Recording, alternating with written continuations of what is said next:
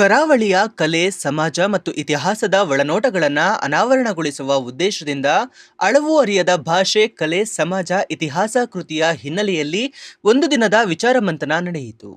ಶ್ರಮಿಕರ ದೈವ, ಯಕ್ಷಗಾನ ಮತ್ತು ಅಳವು ಅರಿಯದ ಭಾಷೆ, ತುಳು ಮತ್ತು ಬ್ಯಾರಿ ಎಂಬ ವಿಷಯದ ಕುರಿತು ನಡೆದ ವಿಶೇಷ ಅಧಿವೇಶನದಲ್ಲಿ ನಿವೃತ್ತ ಪ್ರಾಂಶುಪಾಲರು ಹಾಗೂ ಜನಪದ ವಿದ್ವಾಂಸರಾದ ಡಾಕ್ಟರ್ ಗಣನಾಥ್ ಎಕ್ಕಾರು ಅವರು ವಿಚಾರ ಮಂಡನೆ ಮಾಡಿದರು. ನಾನು 2002ರಲ್ಲಿ ಪ್ರಥಮ ದರ್ಜೆ ಕಾಲೇಜು ಕಾವೂರಿನಲ್ಲಿ ಪ್ರಾಂಶುಪಾಲನಾಗಿ ಬಂದೆ. ಆ ಸಂದರ್ಭದಲ್ಲಿ DYF ಸಖ್ಯ ನನಗೆ ಬಹಳ ಹತ್ತಿರದಿಂದ ಆಯಿತು. ಆವಾಗ ಮುನೀರ್ ಅವರೊಂದಿಗೆ ಮಾತನಾಡುವಂಥ ಸಂದರ್ಭದಲ್ಲಿ, ಎಲ್ಲ ಸ್ನೇಹಿತರೊಂದಿಗೆ ಮಾತನಾಡುವಂಥ ಸಂದರ್ಭದಲ್ಲಿ ಒಂದು ಮಾತನ್ನ ಹೇಳಿದೆ. ಏನು ಅಂತ ಹೇಳಿದ್ರೆ, ಸ್ಥಳೀಯ ಸಂಸ್ಕೃತಿಯನ್ನ ಹೊರಗಿಟ್ಟುಕೊಂಡು ಹೋರಾಟವನ್ನ ಮಾಡ್ಲಿಕ್ಕೆ ಆಗೋದಿಲ್ಲ, ಸ್ಥಳೀಯ ಸಂಸ್ಕೃತಿಯನ್ನ ಒಳಗೊಂಡು ನಾವು ಹೋರಾಟವನ್ನ ಮಾಡಬೇಕಾಗತ್ತೆ. ಅದನ್ನ ಅರ್ಥ ಮಾಡ್ಕೊಳ್ಳೋದು ಬಹಳ ಮುಖ್ಯ ಎಂಬಂತ ವಿಚಾರವನ್ನ ಆ ಸಂದರ್ಭದಲ್ಲಿ ಹೇಳಿದ್ದೆ. ಅದರ ಮೊದಲೇ ಸ್ಥಳೀಯ ಸಂಸ್ಕೃತಿಗೆ ಸಂಬಂಧಪಟ್ಟಂತ ವಿಚಾರವನ್ನ ಹೋರಾಟದೊಂದಿಗೆ ಸೇರಿಸುವಂತ ಪ್ರಯತ್ನವನ್ನ ಅವ್ರು ಮಾಡ್ತಾ ಇದ್ರು. ಆ ನಂತರ ಕೂಡ ಅದನ್ನ ಹೆಚ್ಚು ರಭಸವಾಗಿ ಮಾಡೋದನ್ನು ನಾನು ಗಮನಿಸಿದ್ದೀನಿ. ಇದು ಒಂದು ಮಾತನ್ನ ಉಲ್ಲೇಖಿಸಬೇಕು. ಇನ್ನೊಂದು ಉದಾಹರಣೆಯನ್ನು ಹೇಳಬೇಕು ಅಂತ ಆದ್ರೆ, ವಿವೇಕಾನಂದರ ಬಗ್ಗೆ ನಾವೊಂದು 7-8 ಕಡೆಗಳಲ್ಲಿ ಒಂದು ವಿಚಾರಗೋಷ್ಠಿಯನ್ನ ಮಾಡಿದ್ವು. ವಿಚಾರಗೋಷ್ಠಿಯನ್ನ ಮಾಡಿ ವಿವೇಕಾನಂದರ ಕ್ರಾಂತಿಕಾರಿಕ ವಿಚಾರಗಳನ್ನ ಪಸರಿಸುವಂತ ಪ್ರಯತ್ನ ಮಾಡಿದ್ರು. ಪರಿಣಾಮ ಏನಾಯ್ತು ಅಂತ ಹೇಳಿದ್ರೆ, ವಿವೇಕಾನಂದರನ್ನ ಗುತ್ತಿಗೆ ಪಡೆದವರು ವಿವೇಕಾನಂದರ ಬಗ್ಗೆ ಮಾತಾಡೋದನ್ನ ನಿಲ್ಲಿಸಿದ್ರು. ಇದನ್ನು ಕೂಡ ನಾನು ಗಮನಿಸಿದ್ದೀನಿ. ನಾನು ಯಾಕೆ ಇದನ್ನ ಪೀಠಿಕೆಯಾಗಿ ಹೇಳ್ತಾ ಇದ್ದೀನಿ ಅಂತ ಹೇಳಿದ್ರೆ, ಇವತ್ತು ತುಳುನಾಡಿನ ಸಂಸ್ಕೃತಿಯ ಸ್ವರೂಪವನ್ನ ಅರ್ಥ ಮಾಡಿಕೊಂಡು ನಮ್ಮ ಹೋರಾಟದೊಂದಿಗೆ ನಾವು ಸೇರಿಸಿಕೊಂಡ್ರೆ ಆವಾಗ ಅದು ಹೆಚ್ಚು ಅರ್ಥಪೂರ್ಣ ಜನಸಮೂಹವನ್ನ ಮುಟ್ಟುವುದಕ್ಕೆ ಸಾಧ್ಯ ಆಗತ್ತೆ. ಇಲ್ಲಾಂದ್ರೆ ಏನಾಗತ್ತೆ ಅಂತ ಹೇಳಿದ್ರೆ, ಸಮಸ್ಯೆ ಬಂದಾಗ ಮಾತ್ರ ಸಮಸ್ಯೆಯನ್ನ ಎತ್ಕೊಂಡು ನಾವು ಹೋರಾಟವನ್ನ ಮಾಡ್ತೀವಿ, ಆ ಸಮಸ್ಯೆ ಮುಗಿದ ನಂತರ ಪ್ರತ್ಯೇಕ ಆಗ್ತೀವಿ. ಇದನ್ನು ನಾವು ಗಮನಿಸ್ಲಿಕ್ಕೆ ಸಾಧ್ಯ. ಆ ನೆಲೆಯಲ್ಲಿ ಬಹುಶಃ ಇವತ್ತಿನ ವಿಚಾರ ಸಂಕಿರಣ ಅತ್ಯಂತ ಬಹಳ ಮಹತ್ವ ಅಂತ ನಾನು ಭಾವಿಸ್ತೀನಿ. ನಿತ್ಯಾನಂದರನ್ನ ಅಭಿನಂದಿಸ್ತೀನಿ ಮತ್ತು ಈ ಸಂಘಟನೆಯನ್ನ ಮಾಡಿದವರನ್ನು ಕೂಡ ನಾನು ಅಭಿನಂದಿಸ್ತೀನಿ. ನೀವು ಕೇರಳ, ತಮಿಳುನಾಡನ್ನು ಗಮನಿಸಿದ್ರೆ ಬಹುಶಃ ಎರಡೂ ರಾಜ್ಯಗಳಲ್ಲಿ ಕೂಡ ಕರಾವಳಿಗಿಂತ ಭಿನ್ನವಾಗಿ ಅಲ್ಲಿಯ ಸಂಸ್ಕೃತಿಯ ಸ್ವರೂಪದ ಒಳಗೆ ಇದ್ದುಕೊಂಡೇ ಅಲ್ಲಿಯ ರಾಜಕಾರಣ, ಅಲ್ಲಿಯ ಸಾಮಾಜಿಕ ವ್ಯವಸ್ಥೆ ಇರುವುದರಿಂದ ಬಹುಶಃ ಇವತ್ತಿನವರೆಗೂ ಬಲಪಂಥೀಯರು ಅಲ್ಲಿ ಹೆಚ್ಚು ಪ್ರವೇಶ ಮಾಡಲಿಕ್ಕೆ ಸಾಧ್ಯ ಆಗಿಲ್ಲ ಎಂಬುದನ್ನು ಕೂಡ ನಾನು ಉಲ್ಲೇಖಿಸ್ಲಿಕ್ಕೆ ಇಷ್ಟಪಡ್ತೇನೆ. ಆ ನೆಲೆಯಲ್ಲಿ ನಾವು ಇದನ್ನ ಯೋಚನೆ ಮಾಡಬೇಕಾಗತ್ತೆ. ಯಾಕೆಂತ ಹೇಳಿದ್ರೆ, ನಮ್ಮ ತುಳುನಾಡಿನ ಸ್ವರೂಪ, ಸಾಂಸ್ಕೃತಿಕ ಸ್ವರೂಪ ಏನಿದೆ, ಸಾಂಸ್ಕೃತಿಕ ಸ್ಟ್ರಕ್ಚರ್ ಏನಿದೆ, ಅದನ್ನ ಅರ್ಥ ಮಾಡಿಕೊಂಡು ಅದರ ಮೂಲಕ ನಮ್ಮೆಲ್ಲ ಹೋರಾಟಗಳನ್ನ ಅಥವಾ ನಮ್ಮೆಲ್ಲ ಮಾತುಗಳನ್ನ, ನಮ್ಮೆಲ್ಲ ಯೋಜನೆಗಳನ್ನ ರೂಪಿಸಬೇಕಾದಂತ ಅಗತ್ಯ ಇದೆ ಎಂಬಂತ ಒಂದು ನೆಲೆಯಲ್ಲಿ ಕೆಲವು ಮಾತುಗಳನ್ನ ನಾನು ಇಲ್ಲಿ ಹೇಳೋದಕ್ಕೆ ನಾನು ಇಷ್ಟಪಡ್ತೇನೆ. ನಿತ್ಯಾನಂದರ ಪುಸ್ತಕ ಅತ್ಯಂತ ಪರಿಪೂರ್ಣ ಅಂತ ನಾನು ಹೇಳ್ತಾ ಇಲ್ಲ, ಬಹಳ ಬಹಳ ಚೆನ್ನಾಗಿದೆ ಅಂತ ಹೇಳ್ತೇನೆ. ಒಂದು ಕಥನದ ರೀತಿಯಲ್ಲಿದೆ, ಅದು ಬಹಳ ಇಷ್ಟವಾದ್ದು. ಆದ್ರೆ ಯಾಕೆ ಇದನ್ನ ಹೇಳ್ತಾ ಇದ್ದೀನಿ ಅಂದ್ರೆ, ನಾವೆಲ್ಲ PhD ಮಾಡುವಂತ ಸಂದರ್ಭದಲ್ಲಿ ನಮಗೆ ಒಂದು ನಮ್ಮ ಮಾರ್ಗದರ್ಶಕರು ಹೇಳ್ತಾರೆ, ಒಂದು ಅಧ್ಯಯನ ವಿಧಾನ ಇರಬೇಕು, PhDಗೆ ಒಂದು ಭಾಷೆ ಇರಬೇಕು, ಅದನ್ನ ಪ್ರೆಸೆಂಟ್ ಮಾಡುವಂತಹ ಒಂದು ಭಾಷೆ ಇರಬೇಕು, ಅದು ಸರಳವಾಗಿರ್ಬೇಕು, ಅರ್ಥವಾಗಿರ್ಬೇಕು. ಆರಂಭದ ಚಾಪ್ಟರ್ ಅಲ್ಲಿ ನೀವೇನು ಹೇಳಬೇಕು ಅಂತ ಹೇಳಿದ್ರೆ, ನಿಮ್ಮ ಅಧ್ಯಯನದ ಉದ್ದೇಶ, ಅಧ್ಯಯನದ ಸ್ವರೂಪ ಇವನ್ನೆಲ್ಲ ವಿವರಿಸಬೇಕು. ಆ ನಂತರ ಎಲ್ಲ ಚಾಪ್ಟರ್ಗಳಲ್ಲಿ ಅದರ ವಿವರಣೆಯನ್ನ ಕೊಡ್ತಾ ಕೊನೆಗೆ ಒಂದು ಉಪಸಂಹಾರವನ್ನ, ನೀವೇನ್ ಹೇಳ್ತಾ ಇದ್ದೀರಾ, ಫೈಂಡಿಂಗ್ಸ್ ಏನ್ ನಿಮ್ದು, ಅದನ್ನ ಹೇಳಬೇಕು ಅಂತ. ಅದರ ಸಮಸ್ಯೆ ಏನು ಅಂತ ಹೇಳಿದ್ರೆ, ನಿಮಗೆ ಇಲ್ಲಿ ಒಂದು ಉದಾಹರಣೆಯನ್ನು ನಾನು ಕೊಡ್ತೀನಿ. ಈ ನೆಲೆಯಲ್ಲಿ ನೋಡಿದ್ರೆ ಅಮೃತ ಸೋಮೇಶ್ವರರು ನಮ್ಮ ಎಲ್ಲ ಸಂಶೋಧಕರಿಗಿಂತ ಭಿನ್ನವಾಗಿ ಕಾಣ್ತಾರೆ. ಯಾಕೆ ಕಾಣ್ತಾರೆ ಅಂತ ಹೇಳಿದ್ರೆ, ಅವರು ಯಾವತ್ತೂ ಕೂಡ ಏನು ನಮ್ಮ ಸಂಶೋಧಕರು ಅಂತ ನಾವು ಕರಿತೀವಿ, ಜಾನಪದ ಸಂಶೋಧಕರು ಅಂತ ಕರಿತೀವಿ, ಅವರು ಏನು ಅಧ್ಯಯನ ವಿಧಾನವನ್ನಾಗ್ಲಿ ಅಥವಾ ವಿವರಣೆಯನ್ನ ಮಾಡುವುದನ್ನಾಗ್ಲಿ ಅಥವಾ ಅದಕ್ಕೆ ಫೈಂಡಿಂಗ್ಸ್ ಅನ್ನ ಕೊಡುವುದನ್ನಾಗ್ಲಿ ಒಂದು ವ್ಯವಸ್ಥೆಯನ್ನ ರೂಪಿಸಿಕೊಂಡವರವರ ಅಧ್ಯಯನದಲ್ಲಿ. ಆದ್ರಿಂದ ಮುಖ್ಯವಾಗಿ ಹೇಳಬೇಕಾದಂತಹ ವಿಚಾರವನ್ನ, ಅಗತ್ಯವಾಗಿ ಹೇಳಬೇಕಾದಂತಹ ವಿಚಾರವನ್ನ ಅಮೃತ್ ಸೋಮೇಶ್ವರರು ತನ್ನ ಗ್ರಂಥಗಳಲ್ಲಿ, ತನ್ನ ಬರಹಗಳಲ್ಲಿ ಹೇಳಿದ್ದಾರೆ. ಆದ್ರೆ ಅದು ನಮ್ಮಂತವರಿಗೆ ಸಾಧ್ಯ ಆಗಿಲ್ಲ. ಅದು ಬಹಳ ಸ್ಪಷ್ಟವಾಗಿ ಗೊತ್ತಿದೆ. ಯಾಕಂದ್ರೆ ನಾವೊಂದು ವಿದ್ವಜ್ಜನರನ್ನ ದೃಷ್ಟಿಯಲ್ಲಿಟ್ಕೊಂಡು ಅವರಿಗೆ ಬಹಳ ಗಂಭೀರ ಅಂತ ಯೋಚನೆ ಮಾಡ್ಕೊಂಡು ಮಾಡಿದ್ದು. ಈ ಪುಸ್ತಕದಲ್ಲಿ ಅವರ ಯಾಕೆ ನಾನು ಅದನ್ನ ಹೇಳ್ತಾ ಇದ್ದೀನಿ ಅಂತ ಹೇಳಿದ್ರೆ, ಕುಂಬ್ಳೆ ಸುಂದರರಾಯರೊಂದಿಗೆ ಮಾತನಾಡುವಂತ ಸಂದರ್ಭದಲ್ಲಿ ಅಮೃತ ಸೋಮೇಶ್ವರರು ವಿಶ್ವ ಹಿಂದೂ ಪರಿಷತ್ನ ಸಭೆಯಲ್ಲಿ ಹೇಳ್ತಾರೆ, ಹೌದು ಸರಿ, ರಾಮನಿಗೆ ಮಂದಿರವನ್ನ ಕಟ್ಟುವ, ಚೋಮನಿಗೂ ಮಂದಿರವನ್ನ ಒಂದು ಗುಡಿಸಲನ್ನ ಕಟ್ಟಬೇಕಾದಂತ ಅಗತ್ಯ ಇದೆ. ಮುಂದೆ ಕುಂಬ್ಳೆ ಸುಂದರರಾಯರು ಅದರಿಂದ ಅಸಮಾಧಾನ ಹೊಂದ್ತಾರೆ. ಮಾತನಾಡುವಂತ ಸಂದರ್ಭದಲ್ಲಿ ಅವರನ್ನ ಮುಂದೆ ಅಂತವರನ್ನ ಇಲ್ಲಿ ಕರೀಬಾರ್ದು ಅಂತ ಹೇಳ್ತಾರೆ. ಇವೆಲ್ಲ ಯಾಕಾಗತ್ತೆ?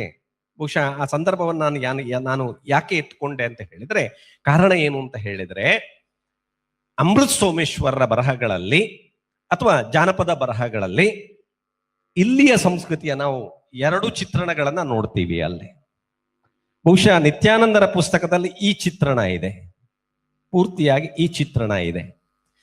ಆ ಚಿತ್ರಣದ ಬಗ್ಗೆ ಹೆಚ್ಚು ಉಲ್ಲೇಖಗಳಿಲ್ಲ, ಇಲ್ಲ ಎನ್ನುವಷ್ಟು ಉಲ್ಲೇಖಗಳಿಲ್ಲ. ನನಗೆ ಇನ್ನೊಂದು ನಾನು ಉಲ್ಲೇಖ ಮಾಡಬೇಕಾದ್ದು ನವೀನ್ ಸೂರಿಂಜೆಯವರ ಬರಹಗಳನ್ನ, ಇತ್ತೀಚಿನ ಅವರ ದೈವಾರಾಧನೆಗೆ ಸಂಬಂಧಪಟ್ಟಂತಹ ಬರಹಗಳನ್ನ. ಬಹುಶಃ ಅವರ ಬರಹಗಳು ಕೂಡ ಇದೇ ಮಾದರಿಯಲ್ಲಿದೆ. ನಿತ್ಯಾನಂದರ ಬರಹಗಳು ಯಾವ ಮಾದರಿಯಲ್ಲಿದೆ ಎಂಬುದನ್ನ ಹೇಳೋದಕ್ಕೆ ಕೆಲವನ್ನ ಉದಾಹರಣೆಗಳನ್ನ ನಾನು ಕೊಡೋದಕ್ಕೆ ಇಷ್ಟಪಡ್ತೇನೆ. ಅದನ್ನು ಬಹುಶಃ ಅರ್ಥ ಮಾಡಿಕೊಳ್ಳಿಕ್ಕೆ ನಮಗೆ ಸಾಧ್ಯ ಆಗತ್ತೆ ಅಂತ ನಾನು ಭಾವಿಸ್ತೀನಿ. ಕರಾವಳಿಯ ಸಾಮಾಜಿಕ ಇತಿಹಾಸವನ್ನು ಬರೆಯಲು ಹೊರಟ ನಾನು ಈ ಬರವಣಿಗೆಗಾಗಿ ಯಕ್ಷಗಾನವನ್ನು ಪ್ರಮುಖ ಆಕರವನ್ನಾಗಿಸಿದ್ದೇನೆ. ಇಲ್ಲಿ ಗಮನಿಸಬೇಕಾದ್ದೇನು ಅಂತ ಹೇಳಿದ್ರೆ, ಯಕ್ಷಗಾನ ಇಲ್ಲಿ ಮುಖ್ಯ ಅಲ್ಲ. ಯಕ್ಷಗಾನದ ಚರಿತ್ರೆ ಬರುತ್ತೆ, ಆದ್ರೆ ಯಕ್ಷಗಾನವನ್ನ ಕೇಂದ್ರವಾಗಿಟ್ಕೊಂಡು, ಈಗ ನಾನು ಜನಪದ ಆಟಗಳ ಬಗ್ಗೆ ಅಧ್ಯಯನ ಮಾಡಿದವ, ನನಗೆ ಜನಪದ ಆಟಗಳು ಕೇವಲ ಆಕರ ಮಾತ್ರ. ಆ ಆಕರವನ್ನ ಇಟ್ಟುಕೊಂಡು ನಾನು ಏನ್ ಹೇಳ್ತೇನೆ ಎಂಬುದು ನಮಗೆ ಮುಖ್ಯ ಆಗತ್ತೆ. ಉದಾಹರಣೆ ನಿಮ್ಗೆ ಹೇಳ್ತೀನಿ. ಜನಪದ ಆಟಗಳಲ್ಲಿ ಕಾಗೆಗಿಳಿ ಆಟ ಅಂತ ಒಂದು ಆಟ ಬರುತ್ತೆ. ಕಕ್ಕೆಗಿಳಿ ಆಟ ಅಂತ ತುಳುವಿನಲ್ಲಿ ಕರೀತೀವಿ. ಆ ಆಟವನ್ನ ನನಗೆ ಕಾಗೆ ಇರುತ್ತೆ, ಗಿಳಿ ಇರುತ್ತೆ, ಲೋಕದೃಷ್ಟಿ ಏನಿರುತ್ತೆ, ಕಾಗೆಯ ಬಗ್ಗೆ ಏನು ಲೋಕದೃಷ್ಟಿ ಇರುತ್ತೆ. ಪ್ರಕೃತಿಯಲ್ಲಿ ನೀವು ನೋಡಿದ್ರೆ ಸುಂದರ ಕಾಣುವುದಕ್ಕೆ ವ್ಯತ್ಯಾಸವನ್ನ ಬಿಟ್ರೆ, ಬಹುಶಃ ಸ್ವರೂಪದಲ್ಲಿ ಕಾಗೆಯಷ್ಟು ಒಂದು ನಮಗೆ ಹತ್ರ ಆಗಿರುವ, ನಮಗೆ ಏನು ತೊಂದರೆ ಮಾಡದ, ಅಥವಾ ಏನು ಗಿಳಿ ತೊಂದರೆ ಮಾಡತ್ತೆ ಅಂತ ಹೇಳಿದ್ದಲ್ಲ ನಾನು. ಆದ್ರೆ ಲೋಕದೃಷ್ಟಿ ಹೇಗಿರುತ್ತೆ ನಮ್ಮಲ್ಲಿ, ಯಾಕೆ ಈ ಆಟ ಬಂತು, ಇದನ್ನು ಯೋಚನೆ ಮಾಡ್ತಾ ಹೋದಾಗ ಕಾಗೆಯ ಬಗೆಗಿನ ಲೋಕದೃಷ್ಟಿ, ಗಿಳಿಯ ಬಗೆಗಿನ ಲೋಕದೃಷ್ಟಿ, ಇವೆಲ್ಲವನ್ನ ಯೋಚನೆ ಚಿಂತನೆ ಮಾಡ್ತಾ ಹೋದಾಗ ಕೊನೆಗೆ ಕುಂದಾಪುರದಲ್ಲಿ ನಾನು ಫೀಲ್ಡ್ ವರ್ಕ್ ಮಾಡುವಂತ ಸಂದರ್ಭದಲ್ಲಿ ಏನ್ ಬಂತು ಅಂತ ಹೇಳಿದ್ರೆ, ಒಂದು ವಿಚಾರ, ಅಲ್ಲಿ ಒಂದು ಮಾಹಿತಿ ಸಿಕ್ಕಿತು ನನಗೇನು ಅಂತ ಹೇಳಿದ್ರೆ, ಅಲ್ಲಿ ಈ ಆಟವನ್ನ ಕೊರ್ಭಟ್ರ ಆಟ ಅಂತ ಕರೀತಾರೆ, ಕೊರಗಭಟ್ರ ಆಟ ಅಂತ ಕರೀತಾರೆ. ಇಲ್ಲಿ ಕಾಗೆ ಗಿಳಿ ಆಟ, ಅಲ್ಲಿ ಕೊರಗಭಟ್ರ ಆಟ. ನಾನು ಅದನ್ನ ಪುಸ್ತಕದಲ್ಲಿ ಕೂಡ ಪ್ರಸ್ತಾಪ ಮಾಡಿದ್ದೀನಿ. ನಾನು ಯಾಕೆ ಇದನ್ನ ಹೇಳ್ತೇನೆ ಅಂತ ಹೇಳಿದ್ರೆ, ಒಂದು ಸಂಸ್ಕೃತಿ ಸಂವಹನ ಮಾಡತ್ತೆ ವಿಚಾರವನ್ನ. ಸಂಸ್ಕೃತಿ ಕೇವಲ ಮನರಂಜನೆಗೆ ಮಾತ್ರ ಇರೋದಲ್ಲ, ಒಳಗೊಳ್ಳೋದಕ್ಕೆ ಮಾತ್ರ ಅಲ್ಲ. ಸಂಸ್ಕೃತಿ ಸಂವಹನ ಮಾಡತ್ತೆ. ಯಾವುದರ ಮೂಲಕ ಸಂವಹನ ಮಾಡತ್ತೆ ಅಂದ್ರೆ, ಭಾಷೆಯ ಮೂಲಕ ಸಂವಹನ ಮಾಡತ್ತೆ. ಭಾಷೆಯ ಮೂಲಕ ಏನ್ ಮಾಡ್ತೇವೆ ನಾವು ಅಂತಂದ್ರೆ, ಭಾಷೆಗೆ 2 ಸ್ಟ್ರಕ್ಚರ್ಸ್ ಇದೆ, ನಿಮಗೆ ಗೊತ್ತಿದೆ. ಸರ್ಫೇಸ್ ಸ್ಟ್ರಕ್ಚರ್ ಒಂದು, ಡೀಪ್ ಸ್ಟ್ರಕ್ಚರ್ ಒಂದು. ಸರ್ಫೇಸ್ ಸ್ಟ್ರಕ್ಚರ್ ಅಲ್ಲಿ ಭಾಷೆ ಸಾಮಾನ್ಯ ಮಾತಾಡ್ಲಿಕ್ಕೆ ಇರೋದು ಅಷ್ಟೇ. ಆದ್ರೆ ಡೀಪ್ ಸ್ಟ್ರಕ್ಚರ್ ಅಲ್ಲಿ ಹಾಗಲ್ಲ. ಆಳವಾದ ರಚನೆಯಲ್ಲಿ ಭಾಷೆ ನಮಗೆ ಸಂಸ್ಕೃತಿಯನ್ನ ಸಂವಹನ ಮಾಡುವಂತ ಶಕ್ತಿ ಹೊಂದಿರುವುದನ್ನ ನಾವು ಗಮನಿಸಲಿಕ್ಕೆ ಸಾಧ್ಯ. ಆದ್ರಿಂದ ಇಲ್ಲಿ ಅಳವು ಅರಿಯದ ಭಾಷೆ ಅಂತ ಹೇಳುವಂತ ಸಂದರ್ಭದಲ್ಲಿ ಬಹಳ ಸುಂದರವಾಗಿ ಅದನ್ನ ಅಲ್ಲಮ ಪ್ರಭುವಿನ ವಚನದ ಹಿನ್ನೆಲೆಯಲ್ಲಿ ಅದನ್ನ ಬಹಳ ಸುಂದರವಾಗಿ ಹೇಳಿದ್ದಾರೆ ಕೂಡ. ಅದನ್ನ ಗಮನಿಸಬೇಕು ನಾವು. ಮಾತಿನ ಆಡಂಬರಕ್ಕಿಂತ ಬದುಕಿನ ಸತ್ಯ ಮುಖ್ಯ. ಅನೇಕ ಭಾಷೆಗಳನ್ನು ಮಾತನಾಡೋದು, ದೊಡ್ಡ ದೊಡ್ಡ ಮಾತುಗಳನ್ನು ಹೇಳೋದು ಅಥವಾ ಧಾರ್ಮಿಕ ಪದಗಳನ್ನು ಬಳಸುವುದು ಮಾತ್ರ ಸಾಕಾಗೋದಿಲ್ಲ.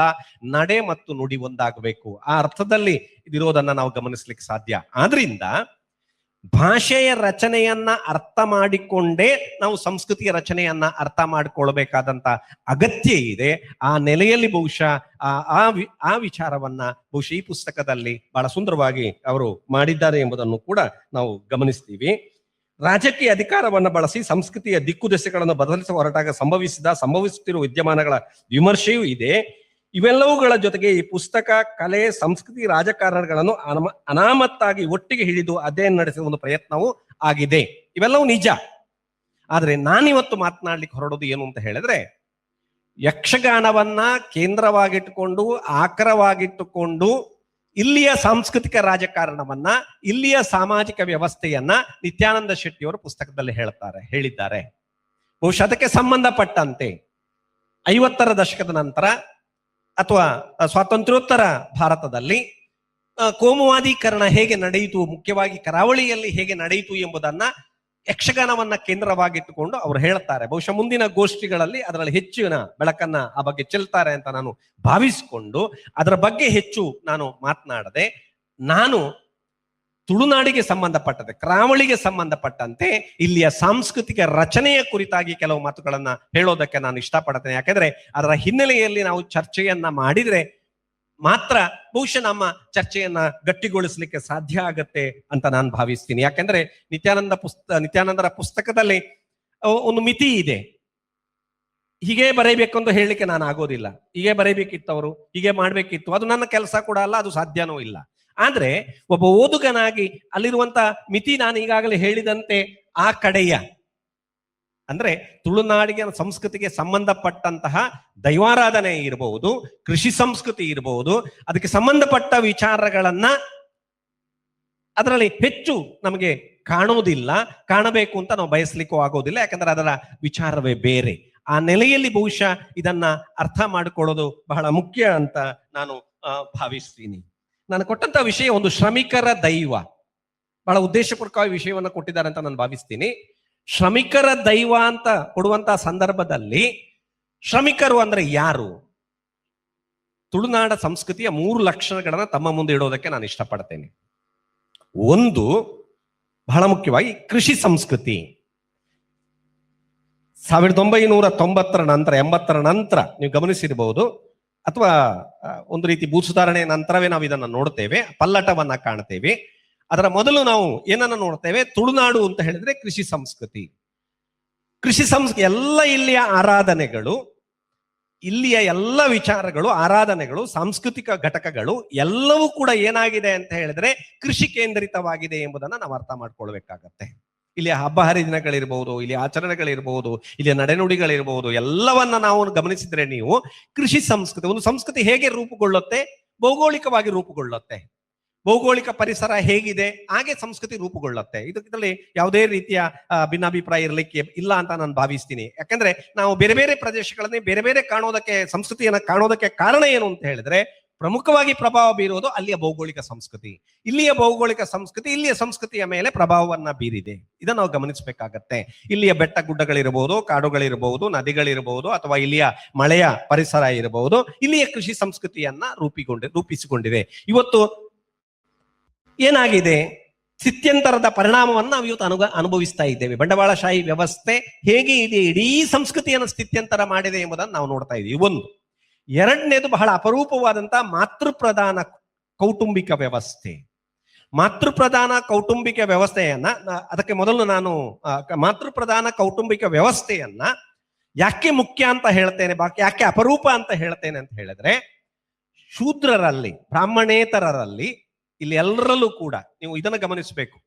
ತುಳುವರು ಅಂತ ಹೇಳಿದಾಗ, ಶೂದ್ರರು ಅಂತ ಹೇಳಿದಾಗ ನಾನು ಅದನ್ನು ಮುಂದೆ ಹೇಳ್ತೇನೆ, ಶ್ರೇಣೀಕೃತ ವ್ಯವಸ್ಥೆಯ ಬಗ್ಗೆ ಮಾತಾಡಬೇಕಾಗಿದೆ. ಇಲ್ಲಿಯ ಶ್ರೇಣೀಕೃತ ವ್ಯವಸ್ಥೆಯನ್ನ ನಮ್ಗೇನ್ ಹೇಳ್ತಾರೆ? ಬ್ರಾಹ್ಮಣರು, ಕ್ಷತ್ರಿಯರು, ಅಥವಾ ಯಾರು ಶೂದ್ರರು, ವೈಶ್ಯರು, ಆ ರೀತಿಯಲ್ಲಿ ಭೇದ ಮಾಡ್ಲಿಕ್ಕೆ ಆಗೋದಿಲ್ಲ. ಇಲ್ಲಿ ಮೇಲ್ವರ್ಗ ಕೆಳವರ್ಗ ಅಂತ ಹೇಳುವಾಗ ಬಹಳ ಸ್ಪಷ್ಟವಾಗಿ ಹೇಳಬಹುದು. ಏನು ಅಂತ ಹೇಳಿದ್ರೆ, ಮೇಲ್ವರ್ಗ ಅಂತ ಹೇಳುವಾಗ, ಮೇಲ್ಜಾತಿ ಅಂತ ಹೇಳುವಾಗ ಬ್ರಾಹ್ಮಣರು ಇರಬಹುದು, ಬಂಟ್ರು, ಜೈನರು, ಈ 3 ವರ್ಗಗಳನ್ನು ನಾವು ತೆಗೆದುಕೊಳ್ಬೇಕಾಗತ್ತೆ. ಬೆಂಗಳೂರಲ್ಲಿ ಅಹಿಂದದ ಸಭೆ ಕರೆದರು. ಆಗ ಅಲ್ಲಿ ಹೇಳಿದರು, ನಿಮ್ಮನ್ನ ಘಟಕದ ಮುಖ್ಯಸ್ಥರನ್ನಾಗಿ ಉಡುಪಿದ್ದು ಮಾಡ್ಲಿಕ್ಕೆ ಆಗೋದಿಲ್ಲ. ಯಾಕೆ? ನೀವು ಬಂಟ್ರು. ಬಹಳ ಸರಿ. ನನಗೆ ಆಗ ಅನ್ನಿಸ್ತು ಇವ್ರ ಜಾತಿ, ಮತ್ತೆ ನನಗೆ ಅನ್ನಿಸ್ತು ಸರಿ ಅದು. ಯಾಕೆ ಅಂತ ಹೇಳಿದ್ರೆ ನಾನು ಭೂಮಾಲಕ ವರ್ಗಕ್ಕೆ ಸೇರಿದವ, ಆಳುವ ವರ್ಗಕ್ಕೆ ಸೇರಿದವ, ಜೈನರು ಕೂಡ ಆಳುವ ವರ್ಗಕ್ಕೆ ಸೇರಿದವರು, ಬ್ರಾಹ್ಮಣರು ಅದನ್ನ ನಿಯಂತ್ರಿಸುವವರು, ಎರಡೂ ಇದನ್ನ ನಿಯಂತ್ರಿಸುವವರು ಆಗಿರುವಾಗ ಇಲ್ಲಿನ ಶ್ರೇಣೀಕೃತ ವ್ಯವಸ್ಥೆಯನ್ನ ನಾವು ಸ್ಪಷ್ಟವಾಗಿ ಶೂದ್ರರು ಅಂತ ಅಂದ್ರೆ ಬಂಟ್ರನ್ನ, ಜೈನರನ್ನ, ಮೇಲ್ವರ್ಗದವರನ್ನ ಸೇರಿಸಿ ಹೇಳೋದಕ್ಕೆ ಸಾಧ್ಯ ಆಗೋದಿಲ್ಲ. ಇದನ್ನ ನಾವು ಮುಖ್ಯವಾಗಿ ಗಮನಿಸಬೇಕಾಗತ್ತೆ. ಆದ್ರಿಂದ ಮಾತೃಮೂಲಿಯ ವ್ಯವಸ್ಥೆ ಯಾಕೆ ಮುಖ್ಯ ಆಗತ್ತೆ ಅಂತ ಹೇಳಿದ್ರೆ ಇಲ್ಲಿಯ ಕೌಟುಂಬಿಕ ವ್ಯವಸ್ಥೆ ಸಾಮಾಜಿಕ ವ್ಯವಸ್ಥೆಯ ಮೇಲೆ ಪ್ರಭಾವ ಬೀರಿದೆ. ಬಹುಶಃ ನನ್ನ ಕಾಲದಲ್ಲಿ, ಇವತ್ತಿನ ಕಾಲಕ್ಕೆ ನಾನು ಹೇಳೋದಿಲ್ಲ, ನನ್ನ ಕಾಲದಲ್ಲಿ ನನ್ನ ಕುಟುಂಬದಲ್ಲಿ ನನ್ನ ತಾಯಿಗೆ ಅತ್ಯಂತ ಪ್ರಮುಖ ಪಾತ್ರ ಇತ್ತು. ನನ್ನ ಅಕ್ಕ ತಂಗಿಗೆ ಅತ್ಯಂತ ಮಹತ್ವದ ಸ್ಥಾನ ಇತ್ತು. ನನ್ನ ಅಕ್ಕ ತಂಗಿ ಗಂಡನ ಮನೆಗೆ ಹೋದ ಮೇಲೆ ಅಲ್ಲಿ ಏನಾದ್ರೂ ಸಮಸ್ಯೆ ಆದ್ರೆ ನಾನ್ ನೋಡ್ಕೊಳ್ತೇನೆ. ನನ್ನ ಭಾವ ನನ್ನ ಮನೆಯಲ್ಲೇ, ಅವನ ಮನೆಯಲ್ಲಿ ಇರೋದಿಲ್ಲ, ನನ್ನ ಮನೆಗೆ ಬರ್ತಾನೆ.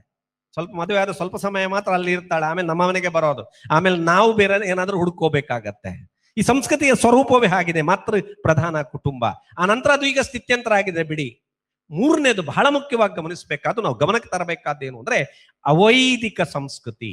ಬಹುಶಃ ಇದನ್ನ, ಈ ಪರಿವರ್ತನೆಯನ್ನ, ಯಕ್ಷಗಾನದ ಪರಿವರ್ತನೆ ಹಿನ್ನೆಲೆಯಲ್ಲಿ ನಿತ್ಯಾನಂದ ಶೆಟ್ಟರು ಗುರುತಿಸ್ಕೊಳ್ಬೇಕಿತ್ತು ಅಂತ ನನಗೆ ಅನಿಸುತ್ತೆ. ಯಾಕೆ ನಾನು ಇದನ್ನು ಹೇಳ್ತೇನೆ ಅಂತ ಹೇಳಿದ್ರೆ 500 ವರ್ಷಗಳಲ್ಲಿ, ಒಂದು 500-600 ವಿಜಯನಗರ ಸಾಮ್ರಾಜ್ಯ ಸ್ಥಾಪನೆಯ ನಂತರ ಇಲ್ಲಿ ಏನಾಗಿದೆ ಅಂತ ಹೇಳಿದ್ರೆ ಧಾರ್ಮಿಕ ಪರಿವರ್ತನೆಯನ್ನ ನಾವು ಗಮನಿಸಬೇಕಾಗತ್ತೆ. ಇಲ್ಲಿ ಆದಂತಹ ಧಾರ್ಮಿಕ ಪರಿವರ್ತನೆಯನ್ನ ಗಮನಿಸಬೇಕಾಗತ್ತೆ.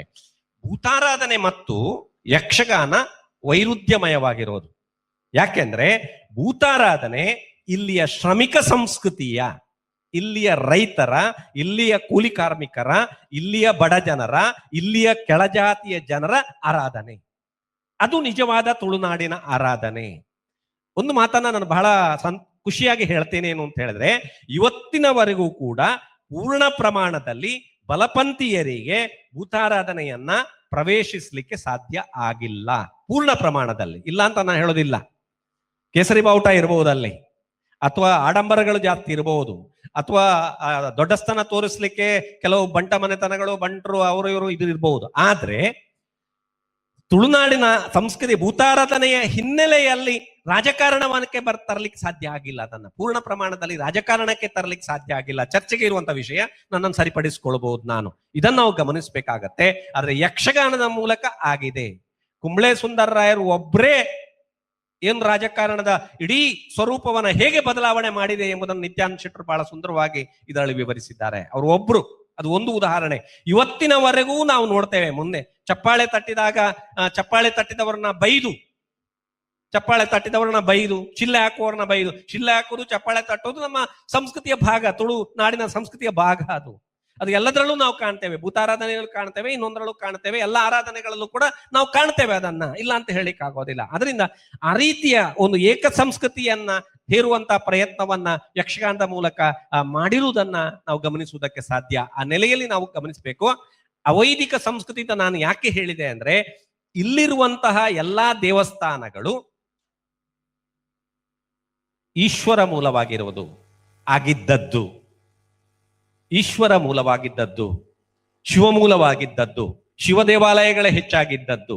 ಆನಂತರ ಏನಾಯ್ತು, ಮಾಧ್ವರ ಈ ಕಡೆ ಬಂದದ್ರಿಂದ ನಿಮ್ಗೆ ಗೊತ್ತಿದೆ. ತುಳುನಾಡಿನ ಚರಿತ್ರೆಯನ್ನು ನೀವು ಗಮನಿಸಿದ್ರೆ ಇಲ್ಲಿಯ ಶಿವಳಿ ಬ್ರಾಹ್ಮಣರೆಲ್ಲ ಯಾರು ಅಂತ ಹೇಳಿದ್ರೆ ಇಲ್ಲಿಯವರೇ ಕನ್ವರ್ಟ್ ಆದವರು, ಮತಾಂತರ ಆದವರು, ಧರ್ಮದ ಒಳಗೆ ಮತಾಂತರ ಆದವರು. ಇದಕ್ಕೆ ಬೇಕಾದಷ್ಟು ಉದಾಹರಣೆಗಳನ್ನ ನೀವು ಫೀಲ್ಡ್ ವರ್ಕ್ ಮಾಡಿದ್ರೆ ಸಿಗುತ್ತೆ ನಿಮಗೆ. ಇಲ್ಲಿರುವ ಜಾತಿಗಳೇ ಮತಾಂತರ ಆದವರು. ಆದ್ರಿಂದಲೇ ಮತಾಂತರ ಆದವರು ಯಾವಾಗಲೂ ಹೇಗೆ ಅಂತ ಹೇಳಿದ್ರೆ ಅತೀ ಧರ್ಮಾಂಧತೆಯನ್ನ ಮೆರೀತಾರೆ. ಅದನ್ನ ನಾವು ನೋಡೋದಕ್ಕೆ ಸಾಧ್ಯ.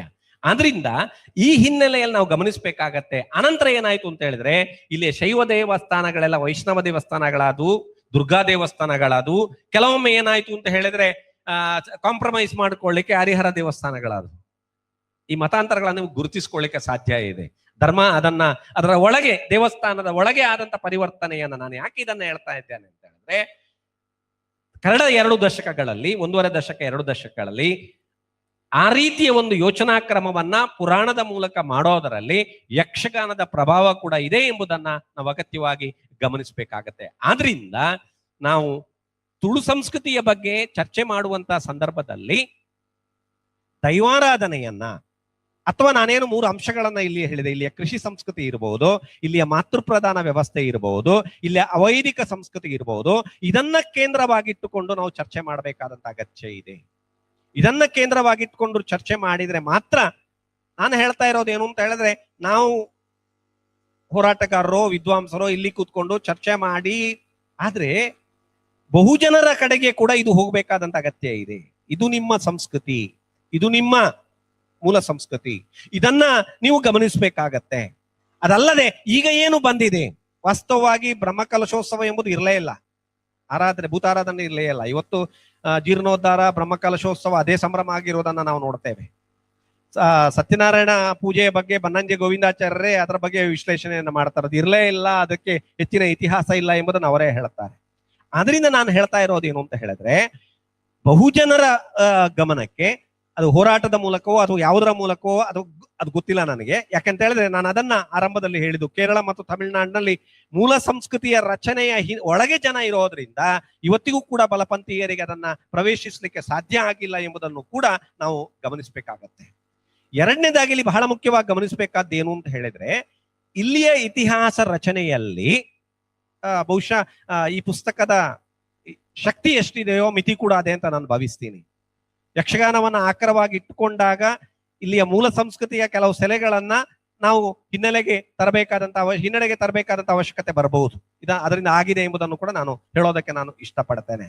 ಯಾಕೆ ಅಂತ ಹೇಳಿದ್ರೆ, ಇತಿಹಾಸ ರಚನೆಯಲ್ಲಿ, ನಮ್ಮ ಕರಾವಳಿ ಇತಿಹಾಸ ರಚನೆಯಲ್ಲಿ ಜಾನಪದ ಅತ್ಯಂತ ಪ್ರಧಾನ ಪಾತ್ರವನ್ನ ವಹಿಸುತ್ತೆ.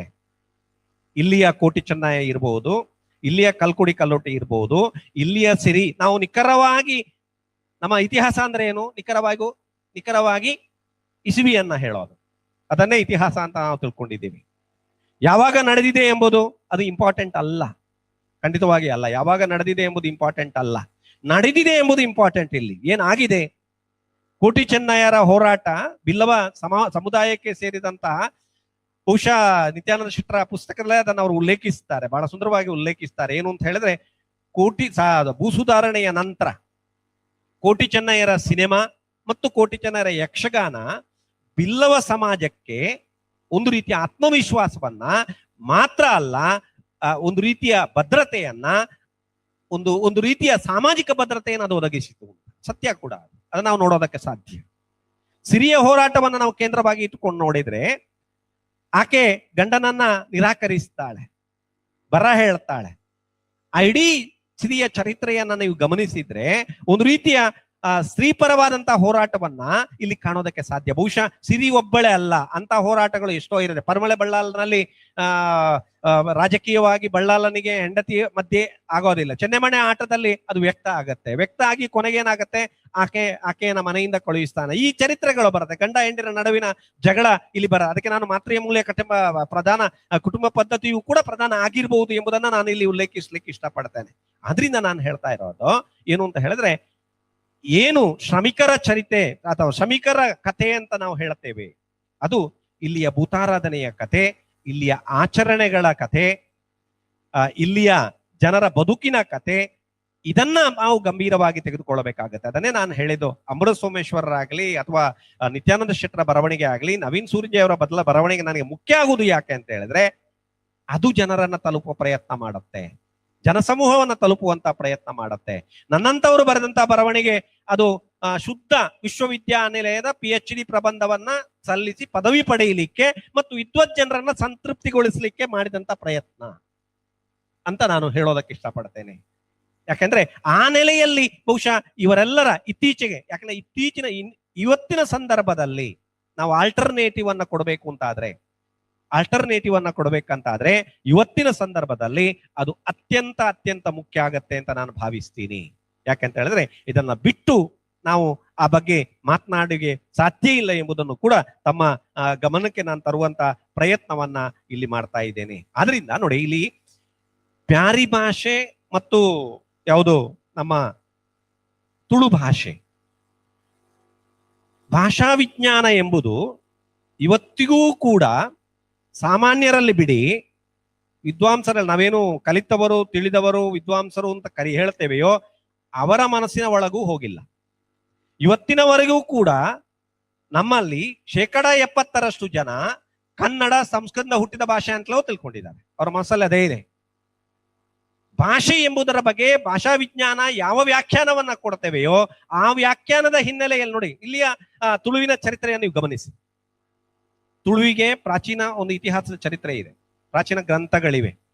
ಗ್ರಂಥಗಳು ಕೂಡ ಹೇಗೆ ಬಂತು ಅಂತ ಹೇಳಿದ್ರೆ, ಇಲ್ಲಿಯ ಬ್ರಾಹ್ಮಣರು ಕಾಸರಗೋಡಿನ ಕಡೆಗೆ ಹೋಗಿ ಅಲ್ಲಿ ನೆಲೆಸಿ ಅವರು ಬರೆದದ್ದು. ಯಾಕಂದ್ರೆ ಇಲ್ಲಿಯ ಕೊಡವೂರಿನ ಅರುಣಾದ್ಯ ಮಹಾಭಾರತವನ್ನ ಬರೀತಾನೆ.